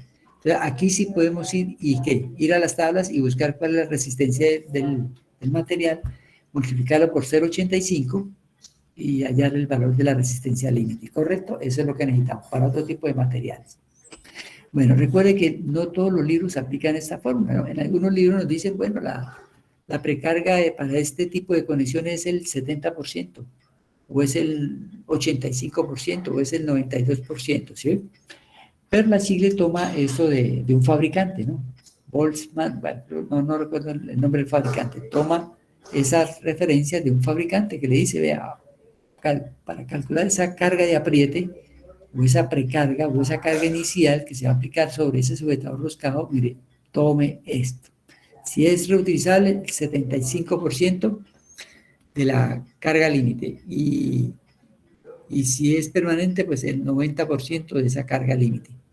¿Listo? Y si es de otro material, pues mire, el 85% de la fluencia, ¿sí? Así como... Bueno, eso es una recomendación, el 85% de la fluencia, ¿no? Recuerde que la fluencia está un poquito más arriba, ¿no? Es un poco más arriba, y es el punto donde ya no es necesario que se incremente el valor de la carga para que el material se deforme, ¿no? A partir de ahí el material comienza la fluencia, sin incrementar la carga, sigue deformándose. Bueno, listo. Recuerde que por ahí tenemos pendiente una tarea, no recuerdo para qué día, ¿no? Creo que es para el día de hoy o el viernes, no recuerdo. Listo, ¿no? Para que no la olviden, ¿no? Que no olviden la tarea. Ah, miren, no he perdido ni la cámara. Qué pena. Bueno, no importa, ¿no? Bueno, sigamos acá. Entonces ya vimos esto de la precarga y ya hablamos de la precarga. Pero hay otra, ojo, que es el tema que vamos a seguir y que tiene que ver con la rigidez. Recuerden, la rigidez. Entonces, la rigidez, digamos que es la capacidad que tiene un material para soportar las cargas sin que se deforme, ¿no? Sin que haya una deformación permanente, ¿sí? Eso expresa la rigidez, ¿no? Capacidad del material de soportar los esfuerzos sin deformarse. Pero para nosotros lo vamos a dar en función de la expresión algebraica que nosotros vamos a tomar y que va a ser la relación entre la fuerza y la deformación. Listo, aquí la tenemos. Porque nos enseñaron esto, ¿sí? Ojo, esto sí nos lo enseñaron en la física, que la fuerza es igual a K, la constante, ¿cierto? Multiplicada por la deformación. Eso nos lo enseñaron en física. Entonces, despejando esa deformación es igual a la fuerza, ¿cierto? esa deformación es igual a la fuerza sobre K, a la fuerza sobre K. ¿Listo? Pero, ojo, cuando nosotros vimos cargas axiales, ¿qué nos enseñaron? Que hay que para cargas axiales,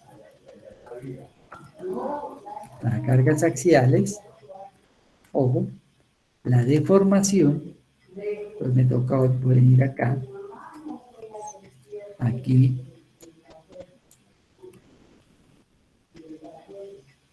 ¿dónde es? Acá.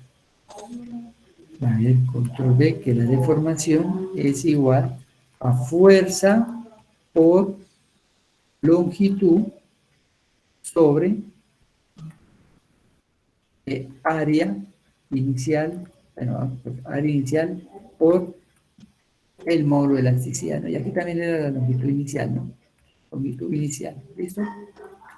Entonces metemos estos números entre corchetes para separar.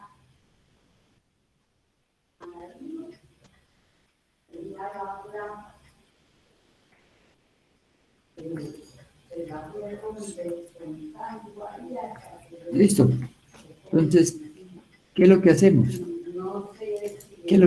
Pues simplemente lo que hacemos es reemplazar. Ah, mire, lo tenía y no me di cuenta. Esta expresión la reemplazamos acá, ¿sí? F por L sobre AE. ¿Listo? Entonces, mire, F es igual a la constante multiplicada por ese valor de la deformación, F por L sobre AE. ¿Qué necesitamos hallar? La constante. Entonces, la constante, observen que está A por E, el producto del área por el módulo de Young, pasa a multiplicar y la L pasa a dividir. ¿Listo? Entonces, de ese modo hallamos esa constante de elasticidad. Recuerde que la constante se da en que en newton por metro, si es el sistema internacional, o en libras por pulgada, si es en el sistema inglés. ¿Listo? Entonces, esa rigidez tenemos que calcularla para este elemento, para el perno.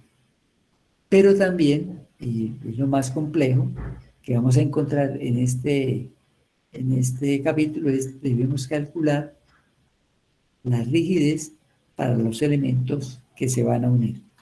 Listo, para las piezas a unir. Bueno, la rigidez del perno. Entonces, no, acá, el perno, bueno, el perno. Entonces, el perno o tornillo, bueno, digamos aquí el sujetador roscado, debería ser la palabra aquí, el sujetador roscado, ¿no? Entonces, sujetador roscado, recuerden que va a estar formado, bueno, aquí está la cabeza y el cuerpo, ¿no? Digamos que la cabeza y el cuerpo. Pero el cuerpo, mire, contiene lo que se llama la espiga, ¿cierto? O el tramo no roscado, y este que es la cuerda, o es el tramo roscado, ¿sí? Bueno, y aquí ya comenzamos a tener en cuenta esta simbología, ¿no? La longitud de la espiga o tramo no roscado se da como L sub D, L minúscula y D minúscula.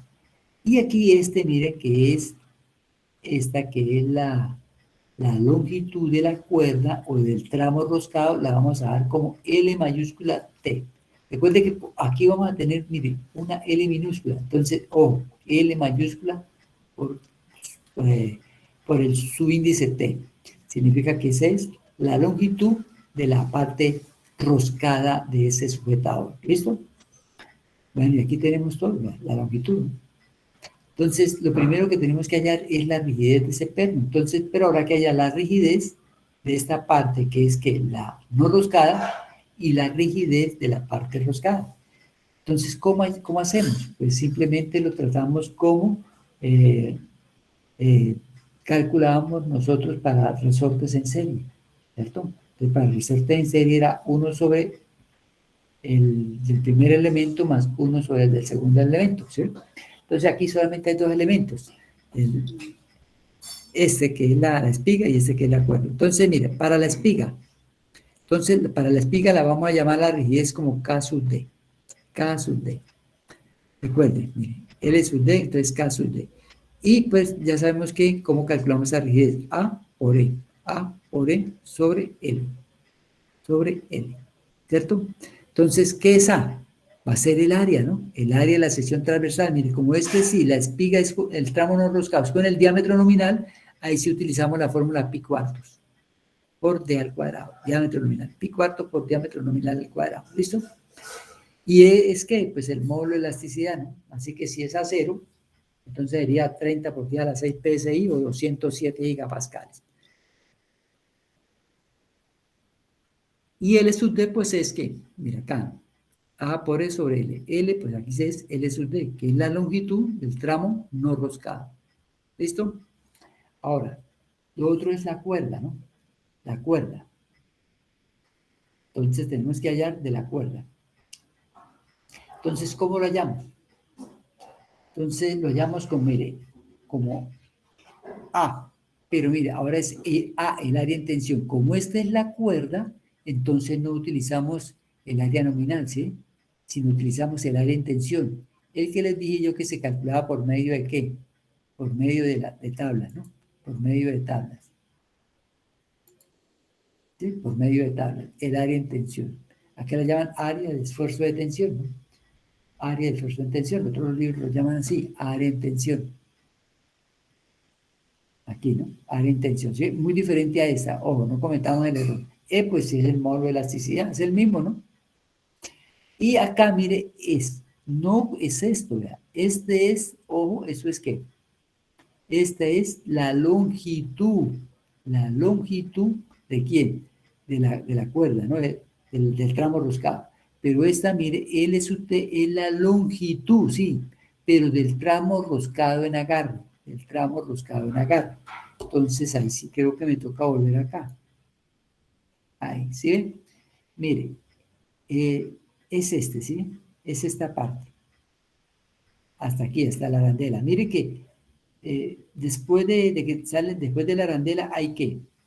Hay una tuerca, pero mire que eso no está en agarre. Y mire, aquí hay unos hilos que sobresalen, eso no está en agarre, ¿sí? Entonces, mire, la longitud en agarre, perdón, la longitud de la cuerda es desde aquí hasta acá, ¿sí? Hasta ahí. Pero no todos los hilos están en agarre. Entonces, ¿cuáles son los hilos en agarre? La que llamamos como la L sub T minúscula. Entonces van a estar desde acá hasta aquí donde terminan ¿qué? Hasta donde termina ¿qué? La arandela. Entonces hay que tener mucho cuidado con esa situación. Bueno, y una cosa aquí, vea. Aquí que nos recomiendan, vea. Que mire, que el sujetador roscado no debe sobresalir más de 2 hilos. Dice, lo máximo que permite ustedes que eso les sobresalgan 2 hilos. Le recomienda, vea, que sea 1 o 2 hilos. 1 o 2 hilos, ¿sí? Que sobresalgan. Esa es la recomendación que nos dan, ¿no? Entonces, ¿cómo calculamos acá? Bueno, A por A en tensión por E sobre L sub T, que es la longitud del tramo roscado. Mira, aquí lo hago, en agarre, ¿sí? Muy diferente a este. Entonces, en este no se tiene en cuenta la cuerda, ni los hilos que sobresalen. Perdón, no se tiene en cuenta la tuerca, ni tampoco los hilos que sobresalen de la tuerca, ¿no? Entonces va desde donde inicia la rosca hasta las arandelas, inclusive el grosor de las arandelas. Entonces, ¿cómo calculamos esta longitud de la cuerda? Esta longitud de la cuerda. Entonces, esa longitud de la cuerda la hallamos con estas dos expresiones, vean. Miren, para el sistema inglés o para el sistema internacional. Entonces, para el sistema inglés, nos dicen que va a ser 2 veces el diámetro que es el diámetro nominal, ¿no? El diámetro nominal, bueno, aquí lo voy a escribir como en mayúscula, ¿no? El diámetro, 2 veces el diámetro nominal, ¿no? Allá, el diámetro nominal, o el diámetro mayor, o el diámetro exterior, más 1/4 de pulgada. Pero eso sí, si la longitud total es menor o igual a 6 pulgadas. Ahora, esa longitud, toda esta, la longitud roscada, va a ser igual a 2 veces el diámetro más media pulgada, si esa longitud es menor, ¿no? Perdón, mayor de 6 pulgadas, mayor de 6. Menor o igual a 6, esta fórmula. Y mayor a 6, pues, 2 veces el diámetro más media pulgada. Ahora, para el sistema internacional tenemos estas expresiones. Primero, nos dicen que esta longitud roscada va a ser igual a 2 veces el diámetro nominal más 6 milímetros. Pero si se cumplen estas dos, que la longitud sea menor o igual a 125 milímetros. Pero también mire que el diámetro nominal debe ser menor o igual a 48 milímetros. A ver, también esa longitud roscada puede ser igual a 2 veces el diámetro nominal más 12 milímetros si la longitud total de ese elemento roscado está entre 125 y 200 milímetros. Y por último, usted puede tomar o puede calcular esa longitud roscada, ¿cierto? La longitud roscada, la puede hallar como 2 veces el diámetro más 25 milímetros, ¿sí? Pero para condición esta, la longitud debe ser mayor o igual a 200 milímetros. ¿Listo? Bueno, ese es como nosotros podemos hallar. Bueno, pero aquí hay una condición, no sé si yo creo que debamos tenerla en cuenta. No, yo creo que ahorita más tarde. Vamos a ver. Acá, creo que es lo siguiente. Sí, mire, aquí pues en esta misma, aquí nos damos cuenta, mire que en agarre no está aquí, ni la tuerca ni los que sobresalen, ¿no? Entonces en agarre desde donde inicia la rosca hasta aquí, donde termina de unir las piezas, ¿no? Y si hay arandelas, pues habrá que tenerla en cuenta. Bien, creo que este tampoco es. Estamos acá, ¿cierto? Entonces, ¿cómo calculamos la rigidez del perno? Pues teniendo en cuenta la rigidez de la parte no roscada y de la parte roscada, como si fueran dos resortes en serie. ¿Vale? Eso sí es lo que viene acá.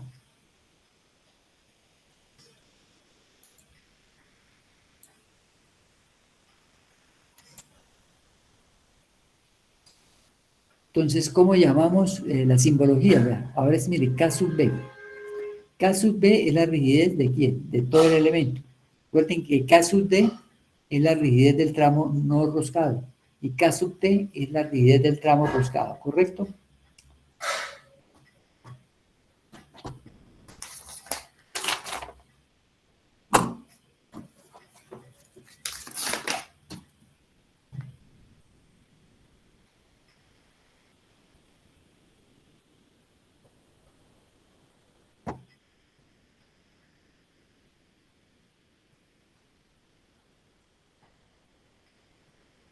Ay, carajo, aquí las palabras.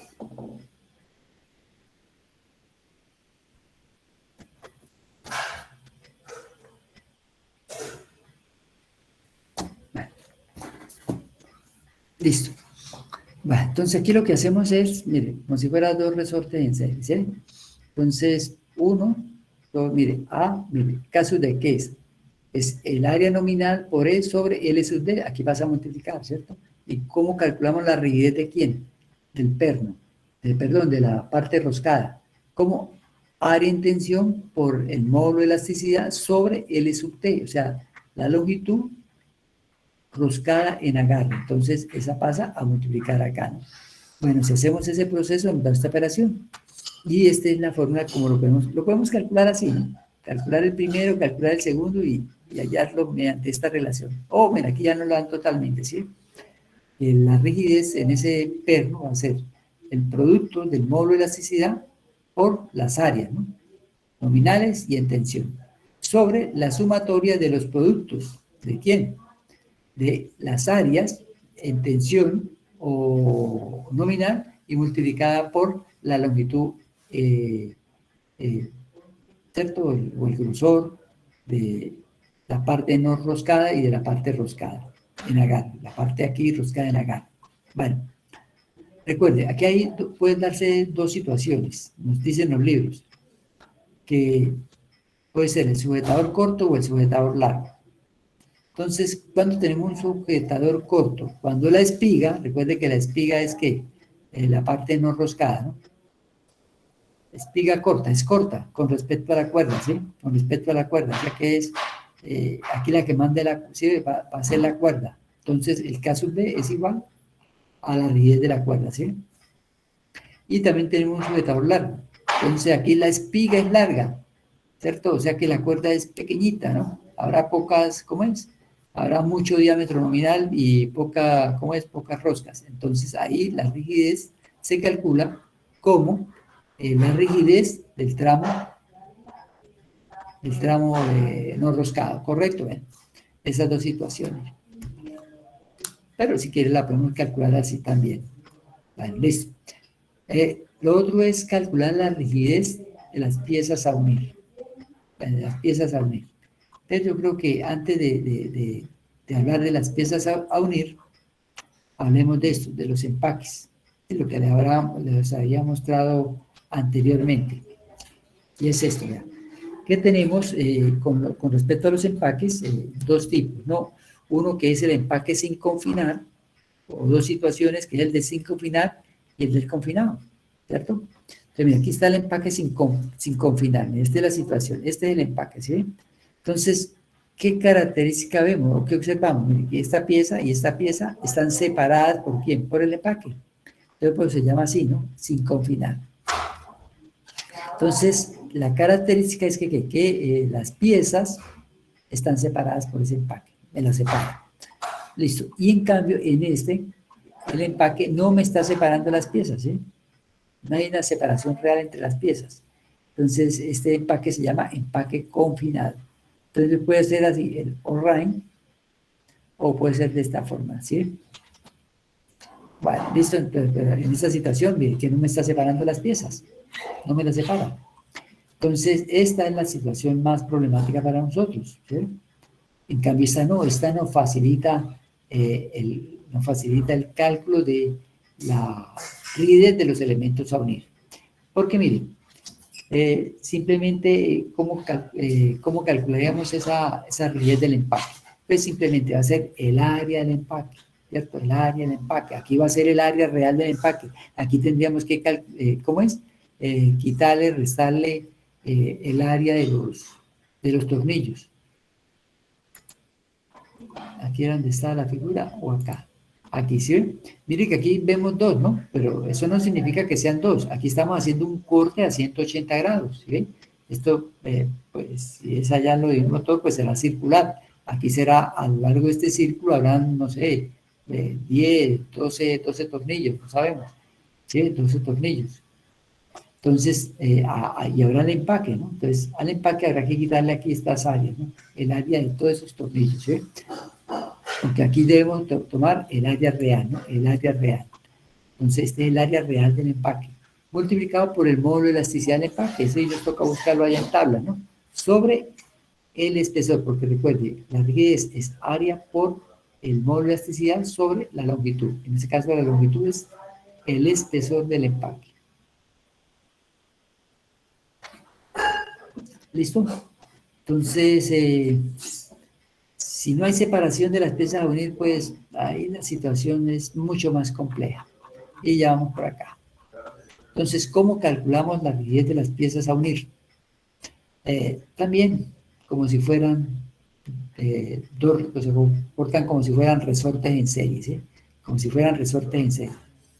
Listo, entonces, las piezas a unir, ¿qué comprende? Bueno, las piezas propiamente dichas, las arandelas y los empaques, ya eso es lo que estamos uniendo, ¿sí? Con este acá, bueno, ¿sí? Aquí estamos uniendo las piezas a unir, ¿cierto? Los empaques, y si aquí hay arandelas, pues también, ¿sí? Listo.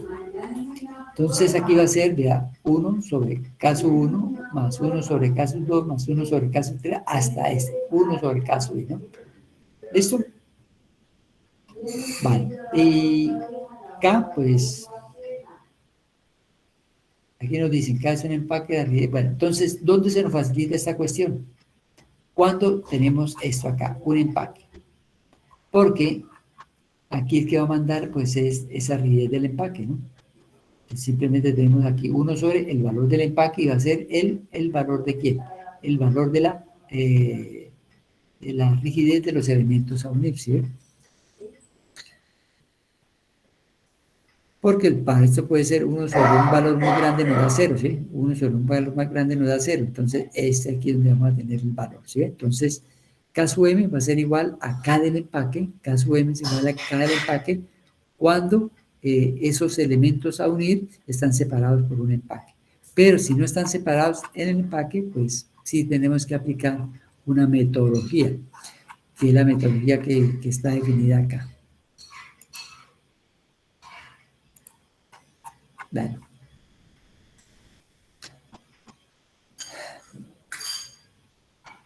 Bueno, entonces, si no hay empaque o si este es confinado, bueno, entonces mire, aquí este investigador Ito recomienda utilizar el método del cono de presión de Rocher en el cálculo de la rigidez con un ángulo variable de cono. ¿Listo? Entonces es una recomendación, el método del cono de la presión de Rocher en el cálculo de la rigidez con un ángulo variable de cono. Entonces, por allá en el mismo libro nos dicen que hay un señor Ossoff que sugiere utilizar entre 25 y 33, ¿no?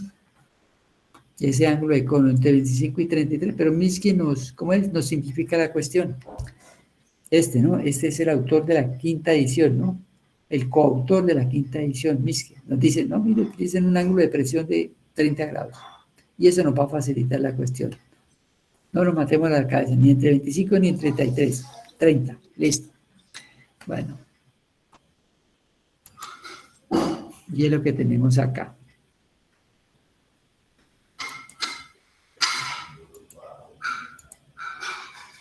¿Sí? Aquí tenemos el cono de presión, ¿sí? Y es por la misma distribución de los esfuerzos sobre esos elementos, ¿sí? Aquí no, pues, me quedo un poquito como es, hacia el extremo derecho que hacia el extremo izquierdo, bueno, pero comprenderán. Este es un elemento unir, ¿cierto? Este es el otro elemento unir. Bueno, aquí no tuve en cuenta las arandelas, ¿no? Ni tuve en cuenta los empaques, pues, para facilitar mejor el proceso. Entonces, mire, aquí el cono va a terminar. Entonces, mire, este es el diámetro, ¿cierto? Vamos a llamar D. Aquí es donde va a empezar el bendito cono, ¿cierto? Aquí este es el ángulo que nos habla Minsky de 30 grados y aquí tenemos esta D como el diámetro nominal. El diámetro nominal. Bueno, ¿listo? Entonces tomamos ese cono truncado acá, mire acá. Aquí señalamos este. ¿Listo? Y como siempre, ¿no? Bueno, aquí tomamos el eje y como siempre tomamos un diferencial, un pequeño diferencial. ¿Listo? Y aquí está nuestro diámetro, nuestro ángulo, ¿cierto? Va a ser el mismo. Tenemos esta D, ve, aquí está, esta D. A partir de ahí donde estamos truncando, ¿cierto? El D mayor y el diámetro menor. Bueno, esto, bueno, el libro no viene, aquí se le di este valor A. Y aquí pues está esta demostración. Bueno, esta demostración yo creo que la pueden mirar ustedes aquí en la guía o la pueden mirar ustedes en los textos, ¿no? Entonces aquí lo único que estamos es hallando, relacionando, ¿no? Relacionando para calcular esa área y aplicarla acá, ¿no? Porque la deformación si es igual a P por dx sobre A por E, ¿no? Recuerden, deformación es P por L. Pero L para nosotros va a ser ¿qué? Pues mire, lo que nosotros estamos tomando, el elemento diferencial, sobre A por E. ¿Listo? Entonces, esta área, pues, es la que estamos tomando acá, pi sobre R0 cuadrado menos RI cuadrado. ¿Cierto? Aquí R0 cuadrado, bueno, porque es el radio, R0 cuadrado, y R sub I, pues iba a ser este, ¿no? Aquí es la sobre roscado. Y simplemente vamos a integrar y vamos a llegar a una expresión, a esta expresión que tenemos acá. Que ¿cómo calculamos la rigidez? La rigidez de esa porción del cono. Pi por el módulo de elasticidad, por el diámetro nominal, por la tangente del ángulo de cono. Sobre logaritmo natural, bueno, aquí 2 veces el espesor de lo que estamos nosotros trabajando por la tangente de ese ángulo de cono, más, mire esta diferencia. Esta D, que es donde iniciamos con el cono, ¿cierto? Acá, vean. Y el otro D menor que es el diámetro del elemento, ¿no? El diámetro nominal. El diámetro nominal del sujetador roscado. Y aquí es, bueno, la suma.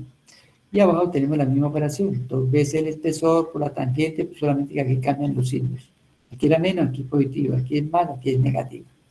Pero si hemos dicho que utilizamos lo de Minsky, que nos dice que este ángulo es 30 grados, pues mire, esto nos reduce a esto. ¿Cierto? Aquí es módulo de rigidez, perdón, la K, la constante de elasticidad es igual a 0,5774 pi por el módulo de elasticidad por el diámetro nominal. Este sí es el del tornillo. Recuerde que estamos trabajando para los elementos a unir sobre el logaritmo natural, como que este es logaritmo natural, no logaritmo en base 10, 1.155 veces el espesor de lo que estamos tomando de ese cono, más esta diferencia y esta suma, ¿no? El diámetro que allá decimos acote cuando iniciamos ese cono truncado, y este D, que es ¿cuál? El diámetro nominal del tornillo. ¿Listo? Pero se puede dar otra situación, vean. ¿Cuál es la situación que me toca volver acá?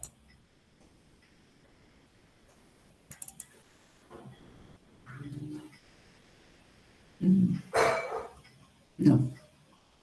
Ahora no supe dónde volver, ¿cierto? Pensé que no iba a llegar hasta allá. No.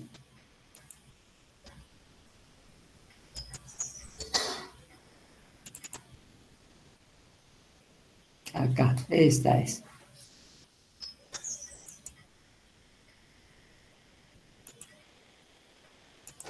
Miren, es la situación que si las piezas a unir son del mismo material, ¿cierto? Pues lógico, ¿no?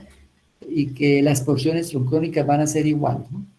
Que las secciones troncónicas que nosotros vamos a estudiar son iguales. Entonces, L, ¿cierto? Es 2 veces el espesor, porque si aquí damos 2, L es igual a 2 veces T, y esta D la tomamos como DW. ¿Y qué es DW? DW es el diámetro de cara de la arandela. Diámetro de cara de la arandela, y nos queda como 1 sobre KM es igual a 1 sobre K1 y 1 sobre K2. Y esta sería de las dos porciones, de las dos piezas a unir que nosotros estamos tomando. Vamos a ver si aquí la tenemos en el dibujo. Ya lo perdí acá. Acá, ¿sí?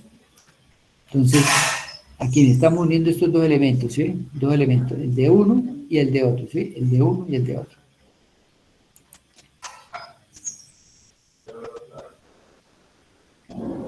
Mejor voy a borrar lo que no necesito, mejor, ¿cierto? Yo creo que este ya lo borro.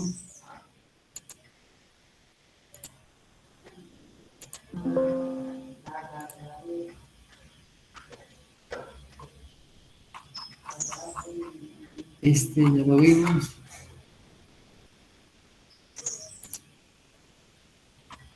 Este no. Esto sí. Esto no.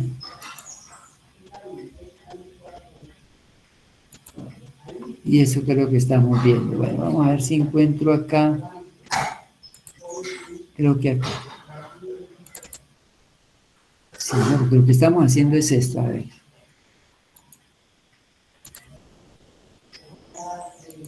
¿Sí? Entonces, mire, aquí tenemos la situación.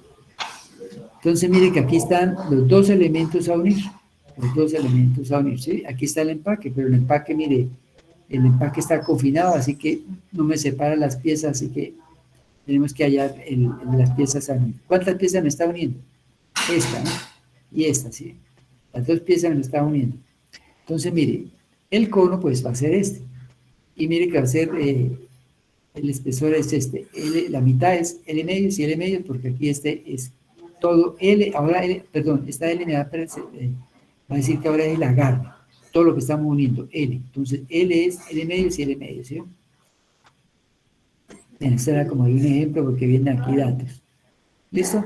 Entonces, lo que estamos haciendo es, mire, para una porción troncónica tenemos que hallar este, caso 1, y para otra tenemos que hallar el caso 2, ¿sí? Caso 1 y caso 2, porque son dos porciones troncónicas, ¿sí? Desde aquí hasta acá, una, y otra es desde aquí hasta acá. Entonces, son iguales, ¿eh? Son iguales. Si son iguales, si son del mismo material, es lo que estoy diciendo, se nos está facilitando el cálculo, ¿sí? Porque decimos que cada uno más uno sobre cada dos. Y llegamos a esta expresión, ¿sí? A esta expresión. Aquí está en función ¿cómo es? De este ángulo. Pero si ese ángulo es 30 grados y nosotros decimos que este diámetro de ese D es igual a 1,5D, entonces mire, llegamos a esta fórmula, que el caso M, o sea, el de los elementos a unir, el caso M de los elementos a unir es igual 0,5774, que es la tangente, ¿no? La tangente de este ángulo, 30 grados. Pi por E por D. E es el módulo de elasticidad, D es el diámetro nominal de ese sujetador dos veces el logaritmo natural. Aquí es 5 que multiplica media A, 0,5774, la tangente de 30 grados, por L, ¿qué es L? L es lo que nosotros mostramos acá. Todo esto, toda la longitud de los elementos que estamos uniendo, el del elemento 1 más el elemento 2. Elemento 1 más el elemento 2. Dos grosores de ambos elementos. L es el grosor de los elementos a unir, más 0,5 veces el diámetro nominal sobre 0,5774, o sea, la tangente de 30 grados, por L, el grosor de los elementos a unir, más 2,5D. ¿Listo? Pero si no tenemos esa situación, pues ahí sí va a ser más compleja la cuestión, ¿correcto? Ahí sí va a ser más compleja y es lo que tenemos que mirar en la clase siguiente, porque ahí sería 1 sobre el caso M igual a 1 sobre el caso 1 más 1 sobre el caso 2 más 1 sobre... ¿Cuántas porciones torcrónicas se nos... ¿Cómo es? Se nos... ¿cuántas porciones troncónicas se nos va a formar eso? Pues no sé si aquí lo tengo. No sé si tenga un dibujo sobre esa situación. Que podía ser esta, ¿sí? Podía ser esta, ¿sí? Miren que aquí mira donde termina quién. Aquí donde termina. ¿Sí? Entonces, mire, hay material, pero el material termina acá. Entonces, esta sería una primera porción troncónica. Pero el segundo material, mire, aquí donde se da como el cambio, ¿sí? Donde termina este cono y empieza el otro, ¿sí? Entonces tendríamos otra porción troncónica, pero del segundo material. Y la tercera porción troncónica sería de acá hasta aquí, ¿sí? Hasta ahí. Y si esto tuviera arandela acá y arandela acá, pues sería de 4 y de 5 porciones troncónicas, ¿sí? Sería 1 sobre el caso 1, más 1 sobre el caso 2, más 1 sobre el caso 3, más 1 sobre el caso 4, más 1 sobre el caso 5. Pero eso lo vamos a dejar para la clase siguiente, ¿no? Para la clase siguiente. Bueno, porque ya son las 11:55 y ya deben estar cansados. Bueno, entonces, preguntas, inquietudes. Profesor, ¿esas expresiones aplican para ambos, para métrico y para el inglés? Sí, para ambas se aplica. Y por ahí me toca, ahí el libro tiene una tabla para cuando es tornillo y para cuando es perro, que me toca mostrársela, ¿no? Que no se me olvide, ¿cierto? Porque no es la misma, ahí debemos mostrar para perro, pero no es la misma situación para tornillo. Entonces me falta mostrar eso, ojalá que no se me olvide. Pero eso sí, para ambos sistemas. ¿Alguna otra inquietud, por favor? Por ahora porque tengo aquí la grabación. Esta mañana como que se me olvidó con el otro curso. Ahorita no quiero hacer eso. Estoy ocupado. Entonces, ay Dios, con esto acá. Bueno, entonces le tengo la grabación, pero si hay inquietudes, por favor, manifiéstenlas. Inquietudes. Entonces, por favor, inquietudes.